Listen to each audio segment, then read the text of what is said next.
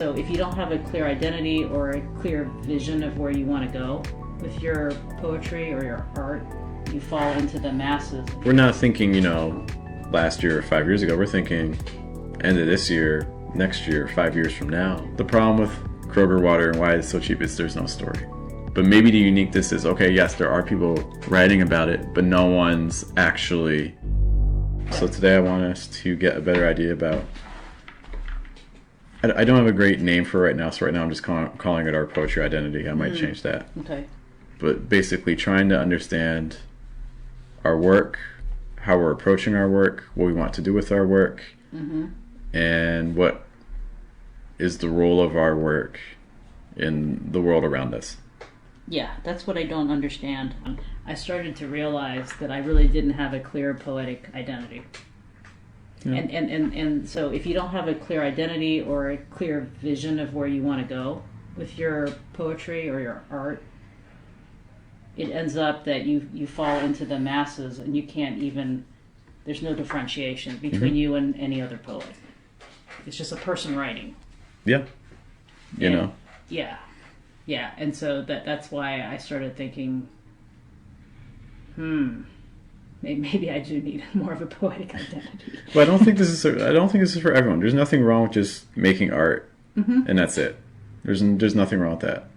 Yeah. Once we get into the idea that art is not just for us, but for others, in order for that message to truly reach people, this is where I think this sort of thinking becomes more important. Because suddenly things start needing to become a little bit more strategic. We can't just be doing things that are kind of aimless. Yeah. Yeah, I agree with that because that's where I see poets and artists where they make more progress over a shorter amount of time is when they're actually differentiating themselves. Yeah. Like having a specific focus. Like there's poets. Even in Columbus, there's poets that align themselves, for instance, with like a political mission. Yeah. Yeah. Which is fine. That can work. You see that and I think that's the big thing too, is it's not just about the subject matter, but it's also the things that we talk about.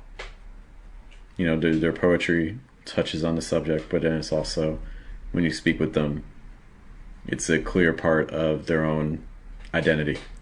Yeah. Yes.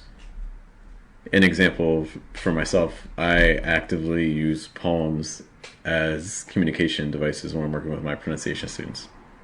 Oh, okay. So we're actively using poems as tools to study aspects of communication. Okay. I just started a new channel that's, using haiku that I've created are centered around specific phonetic sounds, and then we're also talking about elements of contrast. Like how do you say something firmer? How do you say it softer? How do you vary your pitches and things like that? So it's using poems, new poems. I'm able to expose people to, my own work, but the focus isn't the work. The focus is what are we able to do with our voices? What are we able to do from a communication perspective with the work? Oh, okay. So more like an application. Yeah, like in my case, the poem becomes the tool for studying communication. Okay. When I'm working with students. So that's one arm. On the other arm, there's the verses, right? So the verses has a different mission than that. The verses is trying to, it's all about trying to achieve creative and financial independence through poems. So it's less about necessarily the poems that I write, but more about kind of like the messaging and, the things that we write about, like for instance, like the essay collection that I wrote, things like that. So it's not, I wouldn't say it's that I'm writing poems with the verses in mind, but there is writing and, thought and creation, visually through video, audio, graphics and things. So those are kind of two different visions. There's, on the one hand, there's my communication business.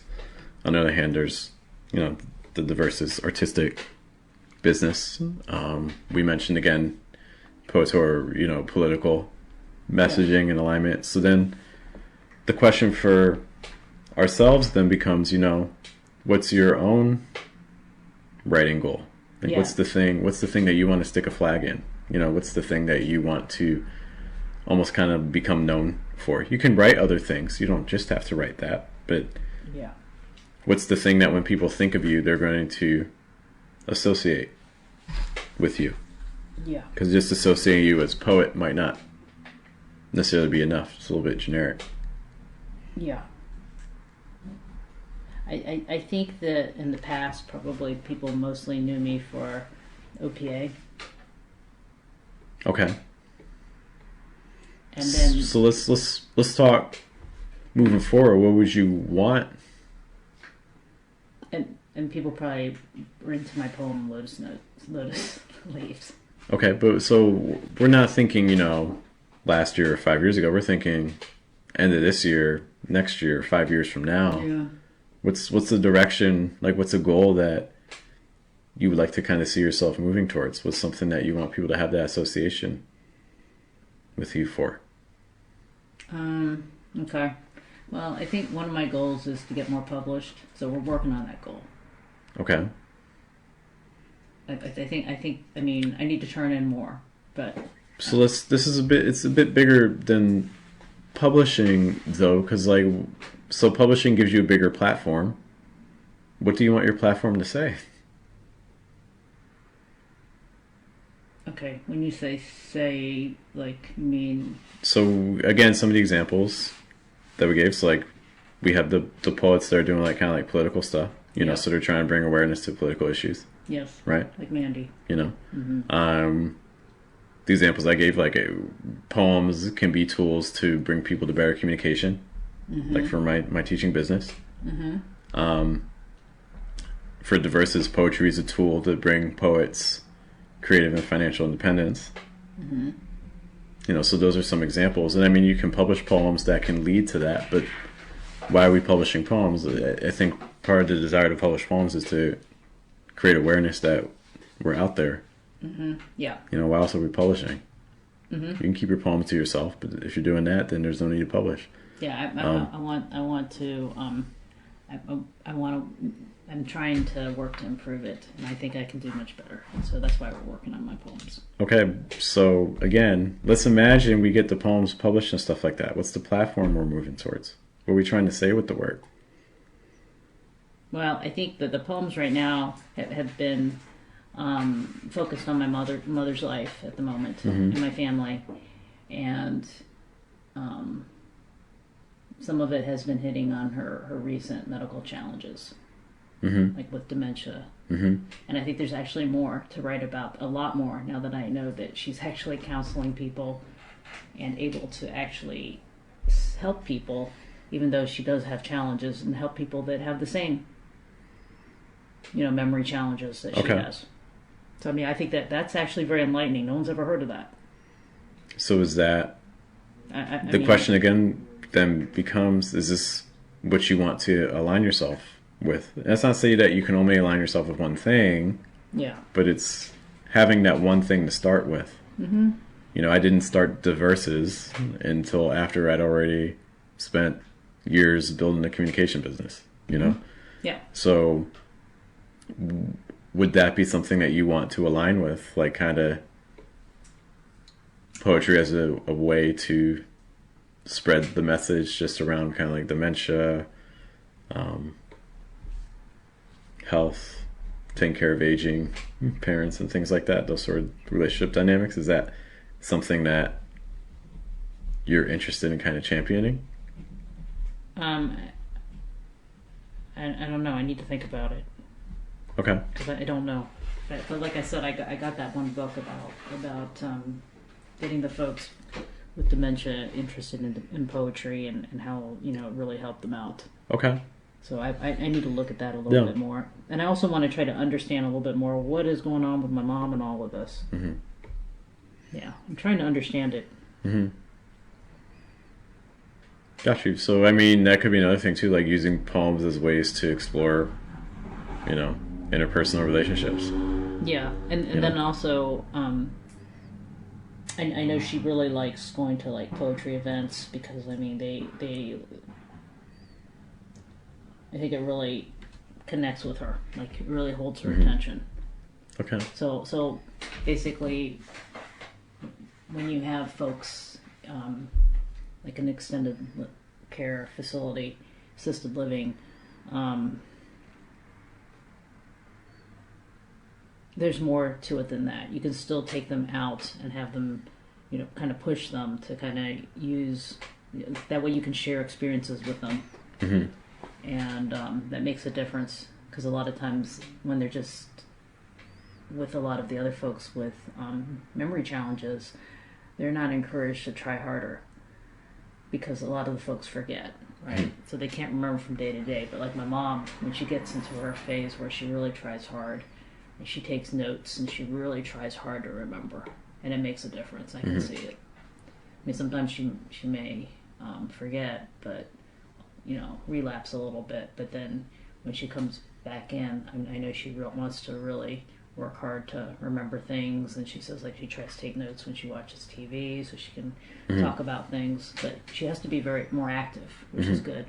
So that's why helping her, take her out of this environment and go into different art and poetry events makes a big difference. So I think this kind of maybe leads into the next step, and we're just going to kind of use this as an example. We'll use let's say that we wanted our writing to bring more awareness and to better understand dementia and caring for people with dementia. Let's imagine that was the goal, and you can always kind of change that in the future when you think more about it, but just for our purposes today. Oh, I also had another example. Okay.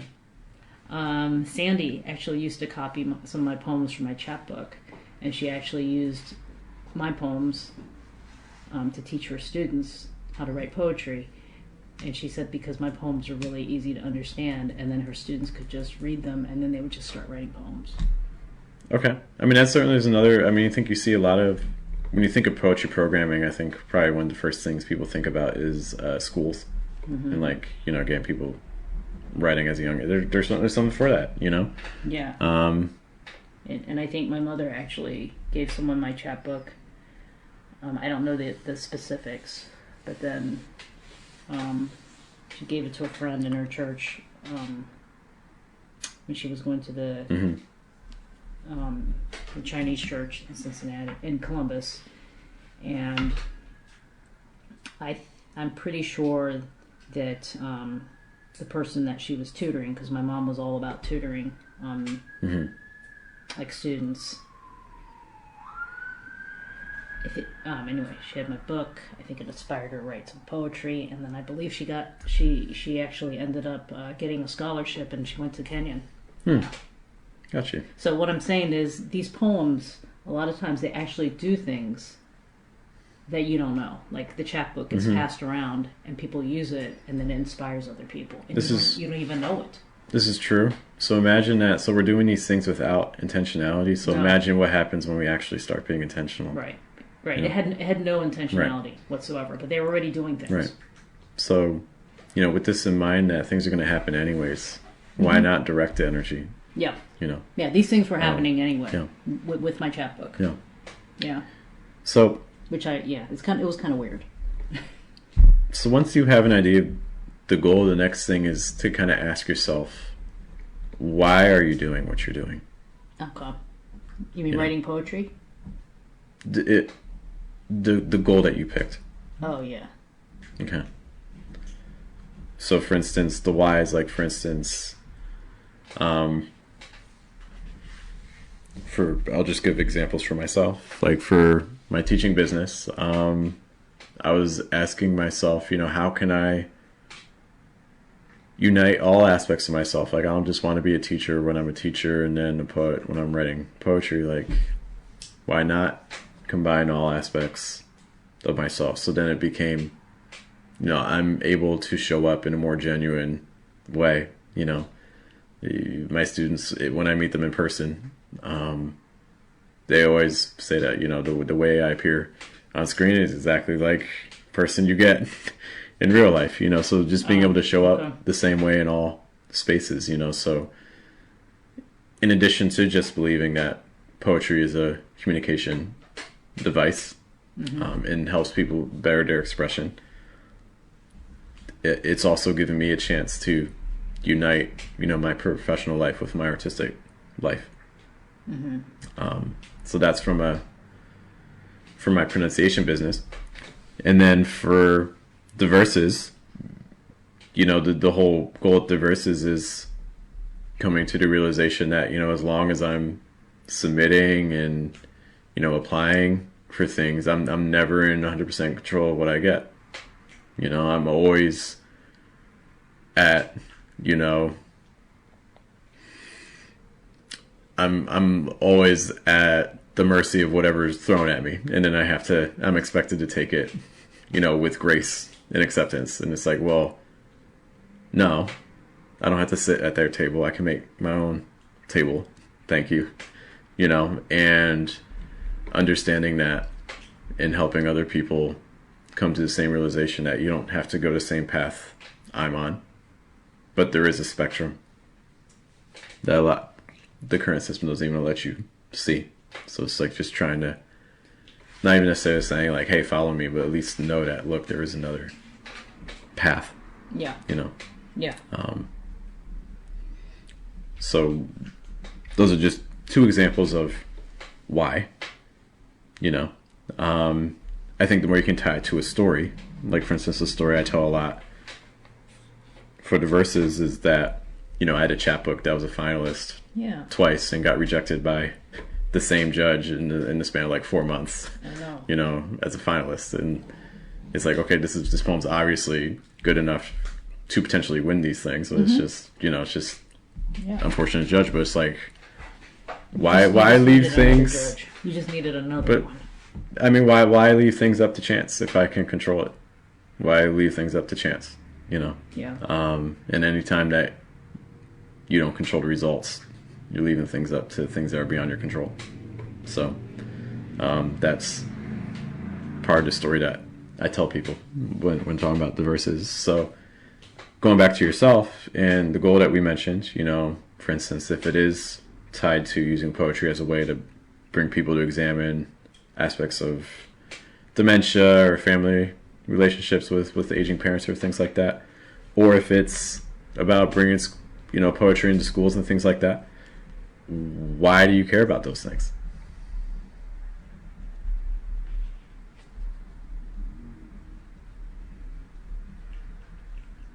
I just think there's more that can be done with the folks with dementia in some of those assisted living facilities. There's more that can be done than just But there's more that can be done anywhere. Why do you care so much about those facilities? Because I go to one particular facility where my mom lives like all the time, and I just know that I believe there seems to be a big difference because when I visit my mother, and my husband visits my mother earlier, pretty much every day, we see that there's I believe that they're more the folks are more stimulated to try harder. If they get more attention and You think poetry helps them get that sort of attention? I think so. I think that when my mother goes to some of the poetry readings, I mean, she kind of pretends to sleep sometimes too. Yeah. But she actually does pay attention, and she actually does pick up on it, and she tells me I understand everything. I understand it, and she, because she's a people person, and most of the poems are about people. She's very interested in that. I think what you said, I'm glad we asked you to expand on it. So you said there was a specific facility. Like, I think something that would be helpful is creating your story. Mm-hmm. So for instance, I gave the story about the chapbook. Mm-hmm. This is your story, Mm-hmm.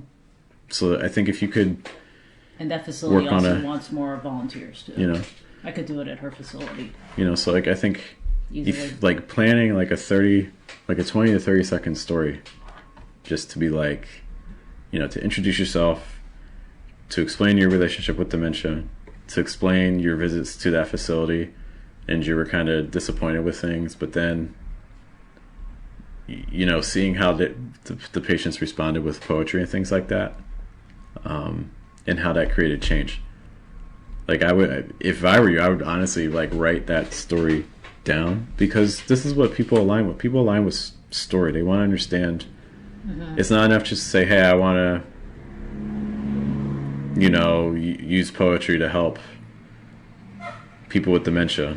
Yeah. That's not, well, I mean, cool, good, but like no one really cares about that. But when you actually start putting a story around it, like I have a mom with dementia who was at this facility, and we weren't really happy with things until, like, now suddenly things start changing in terms of how people approach it. Yeah. And this story becomes something that we can repeat over and over again. And I think even on the support side, there needs to be more in terms of support group for the families. And it can branch out. It can become a lot of things. But the important thing right now is just kind of think about what's the story that we tell people, because if people align themselves with stories that align with what they're looking for. Yeah. Mm-hmm.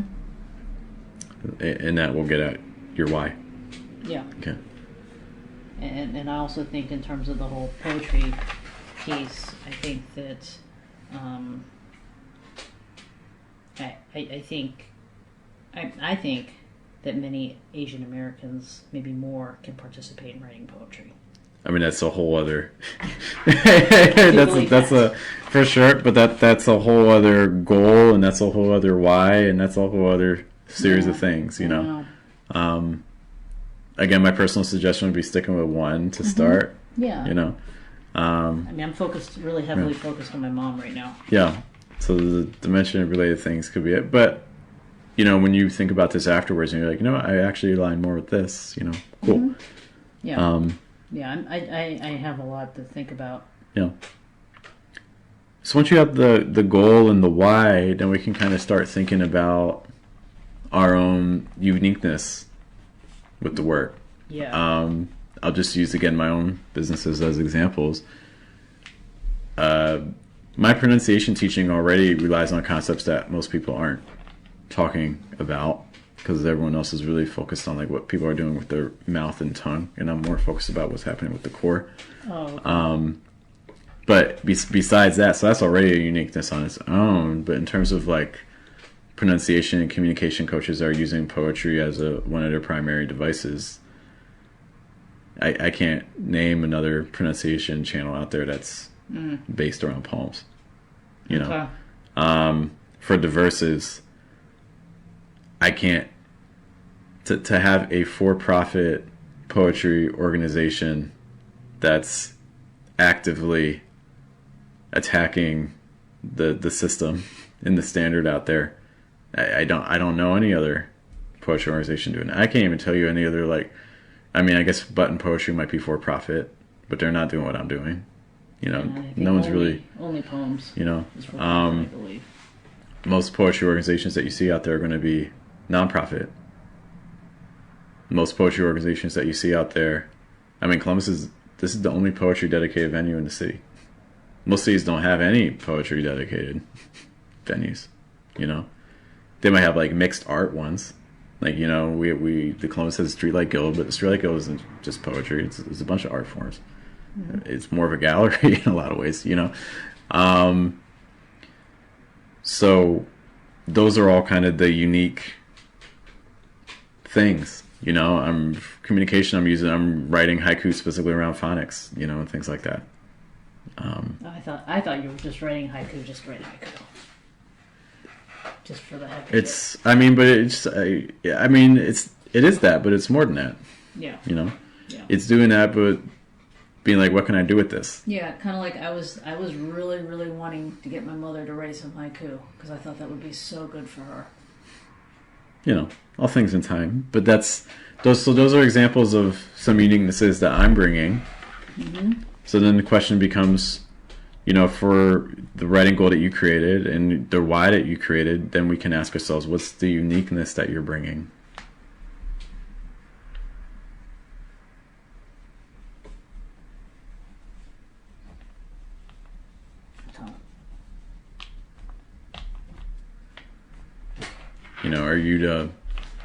Does maybe, for instance, no one else has as many dementia-related poems as you do?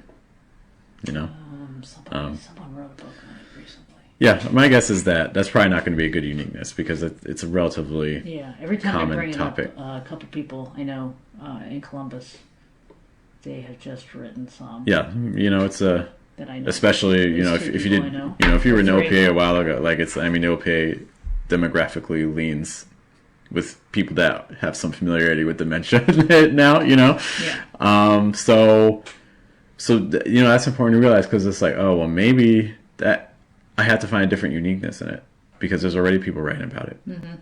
But maybe the uniqueness is, okay, yes, there are people writing about it, but no one's actually uses it as a tool with dementia patients. Right. Everyone's just writing about their own experiences, but no one's actually They're right. using it as a device. Right. Right.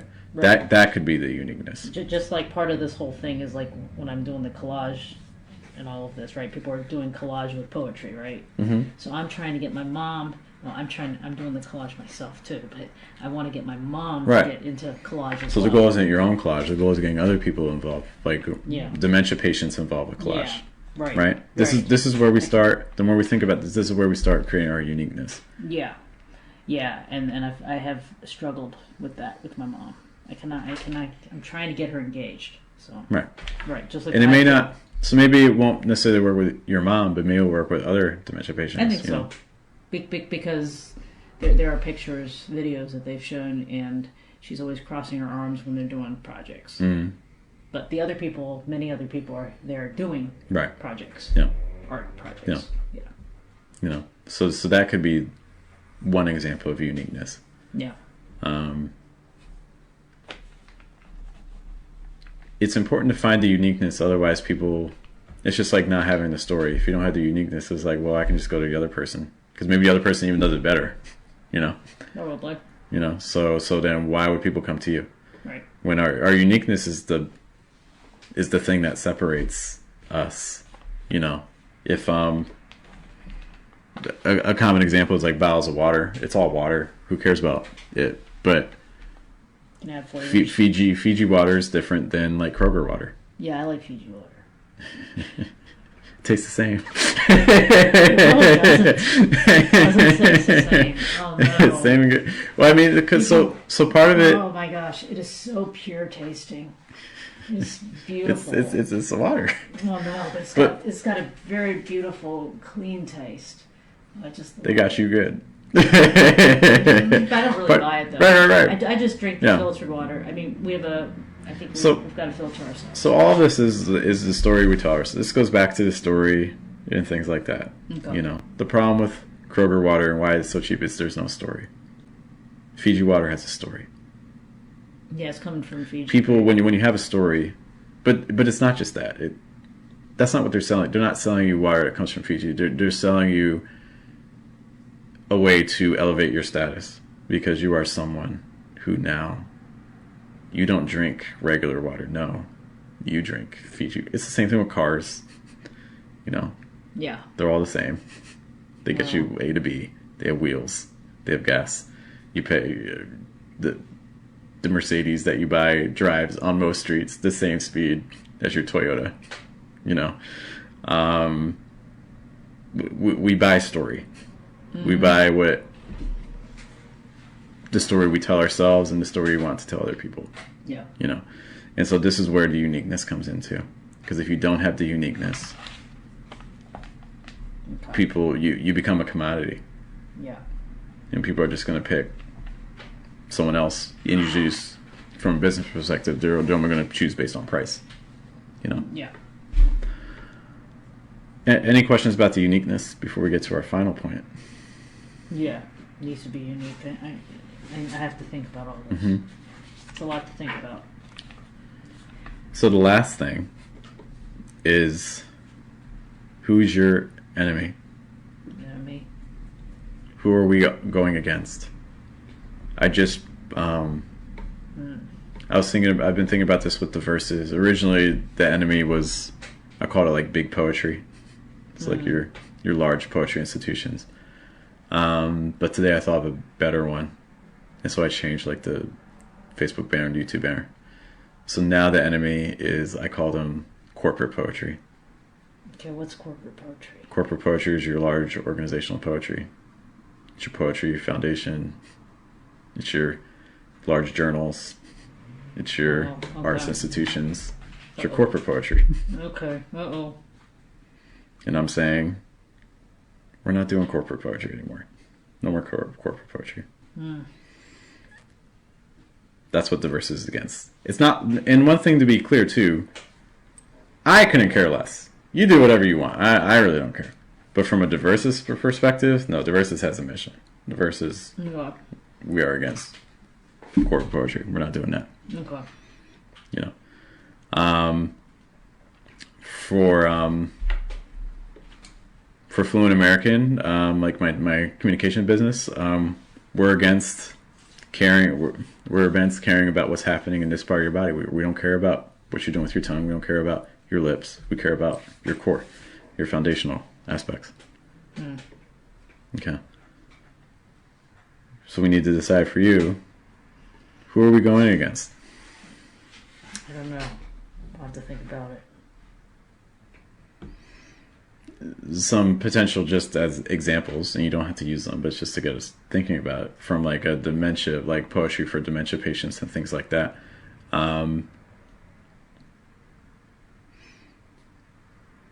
For instance, it could be against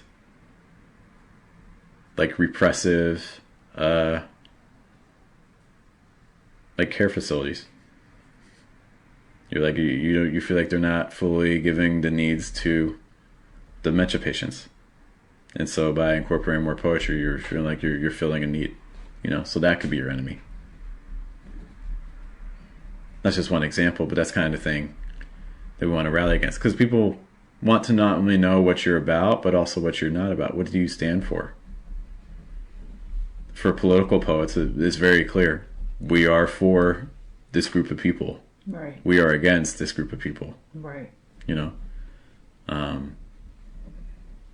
People need to be able to pick and choose. They need to be able to understand your mission, see what you're about, and then make a choice. Yes, I agree with you. No, you're crazy. How could you do that? I disagree with you. Both answers are fine, but people have to be able to make that choice. Because otherwise you're just floating in neutrality, and no one knows how to feel about you, because you don't know how to feel about you. So we gotta, the more that we can kind of create an emotional response, the more we can actually get people to act. Okay. I need to think about it. I need to think about everything.